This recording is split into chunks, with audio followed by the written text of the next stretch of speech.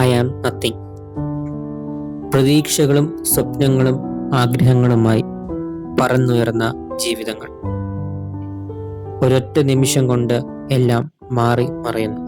295 സ്വപ്നങ്ങൾ ഒരൊറ്റ നിമിഷം കൊണ്ട് ഓർമ്മയായ അഹമ്മദാബാദ് വിമാന ദുരന്തത്തിന്റെ ഹൃദയഭേദകമായ കാഴ്ച വല്ലാതെ നമ്മെ അസ്വസ്ഥപ്പെടുത്തുന്നു.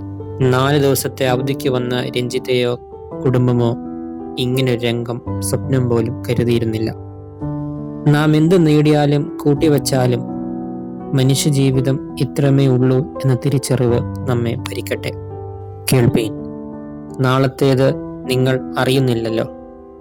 നിങ്ങളുടെ ജീവൻ എങ്ങനെയുള്ളത്?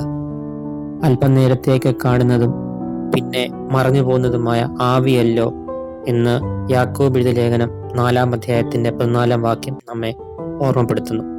എല്ലാം നേടി എന്ന അഹങ്കാരം അലങ്കാരമാക്കുമ്പോൾ രഞ്ജിതയുടെ മക്കളുടെ കണ്ണുനീർ വല്ലപ്പോഴും ഓർക്കുന്നത് നല്ലതാണ്. ദൈവം അനുഗ്രഹിക്കട്ടെ.